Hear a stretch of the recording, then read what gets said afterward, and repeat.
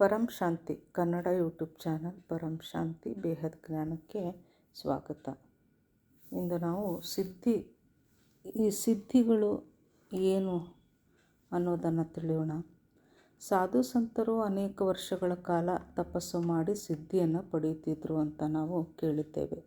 ರಿದ್ಧಿ ಮತ್ತು ಸಿದ್ಧಿ ಅಂದರೆ ಸಿದ್ಧಿಯನ್ನು ಪಡೆದ ಸಾಧುಗಳು ಅಥವಾ ಸಿದ್ಧಿಯನ್ನು ಪಡೆದವರು ತಾವು ಏನು ಯೋಚಿಸುತ್ತಾರೋ, ಏನು ಬಯಸುತ್ತಾರೋ ಅದೆಲ್ಲವೂ ಅವರಿಗೆ ಸಿದ್ಧವಾಗುತ್ತದೆ. ಅಂದರೆ ಅವರಿಗೆ ಅಂದುಕೊಂಡದ್ದೆಲ್ಲ ಪ್ರಾಪ್ತಿಯಾಗುತ್ತದೆ. ಆದರೆ ಈ ಸಿದ್ಧಿಯನ್ನು ಪಡೆದಂತಹ ಆತ್ಮನ ಸ್ಥಿತಿ ನಿಧಾನವಾಗಿ ಡೌನ್ಫಾಲ್ ಆಗುತ್ತಾ ಬರುತ್ತದೆ. ಆತ್ಮನ ಸ್ಥಿತಿ ಕೆಳಸ್ತರಕ್ಕೆ ಇಳಿಯುತ್ತಾ ಹೋಗುತ್ತದೆ ಎಂದರ್ಥ. ಅನೇಕ ವರ್ಷಗಳ ಕಾಲ ತಪಗೈದು ಪಡೆದಂತಹ ರಿದ್ಧಿ ಸಿದ್ಧಿಗಳಿಂದ ಆತ್ಮಕ್ಕೆ ಏನು ಪ್ರಯೋಜನ ಆಗುವುದಿಲ್ಲ. ಅದೇ ಆತ್ಮ ಒಂದಕ್ಕೆ ಆತ್ಮಜ್ಞಾನವಾದಾಗ, ಆತ್ಮಸ್ವರೂಪಕ್ಕೆ ಆ ಆತ್ಮ ಬಂದಾಗ ಅಂತಹ ಆತ್ಮ ರಿದ್ಧಿ ಸಿದ್ಧಿಯ ಚಕ್ರದಲ್ಲಿ ಬೀಳೋದೇ ಇಲ್ಲ. ಅಂದರೆ ಆತ್ಮಜ್ಞಾನಿಗೆ ತಿಳಿದಿರುತ್ತದೆ, ತಾನು ಸಿದ್ಧಿಯಲ್ಲಿ ಸಿಲುಕಿಕೊಂಡರೆ ತಾನು ಪಡೆದ ಆತ್ಮಶಕ್ತಿ ಎಲ್ಲವೂ ನನ್ನಿಂದ ದೂರವಾಗುತ್ತದೆ. ಮತ್ತು ಸಿದ್ಧಿಯನ್ನು ಪಡೆದಾಗ ಅಹಂಕಾರವೂ ಬರುತ್ತದೆ.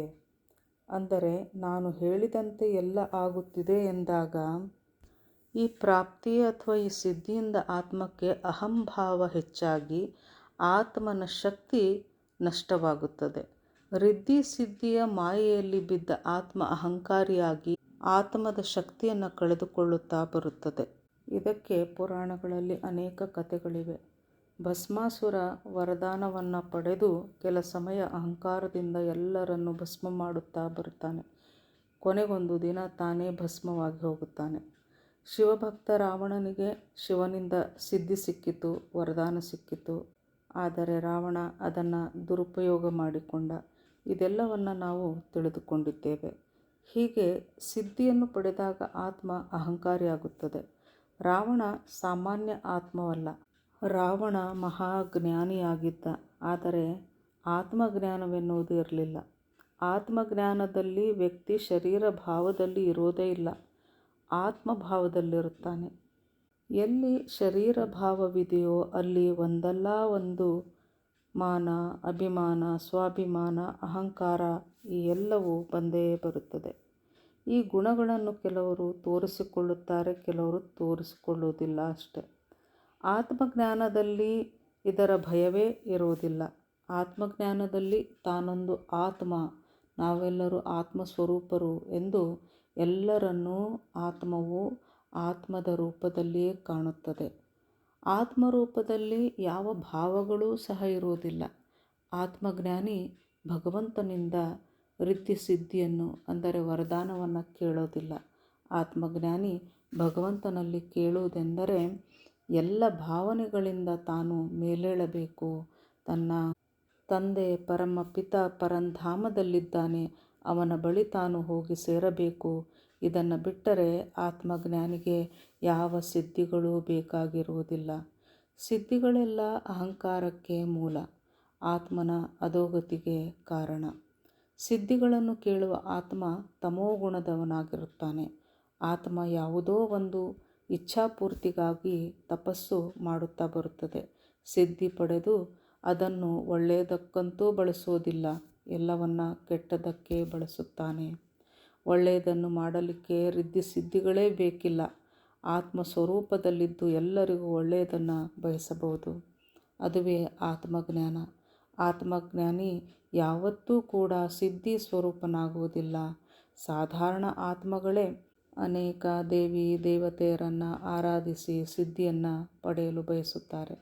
ಸಿದ್ಧಿ ಪಡೆಯುವ ಆತ್ಮರು ತಮ್ಮ ಸ್ವಾರ್ಥಕ್ಕಾಗಿ, ಅಂದರೆ ಪ್ರಸಿದ್ಧರಾಗಲು, ತಮ್ಮ ಶಕ್ತಿಯನ್ನು ತೋರಿಸಲು, ಎಲ್ಲರನ್ನೂ ತನ್ನ ಅಡಿಯಾಳಾಗಿ ಇಡಲು ಬಯಸುತ್ತಾರೆ ಹೊರತು ಪರಮಾತ್ಮನನ್ನು ಹುಡುಕುವುದು, ನಾನು ಯಾರು ಎಂದು ತಿಳಿದುಕೊಳ್ಳುವುದು, ಇಂತಹ ಆಧ್ಯಾತ್ಮ ಹುಡುಕಾಟವಂತೂ ಮಾಡುವುದೇ ಇಲ್ಲ.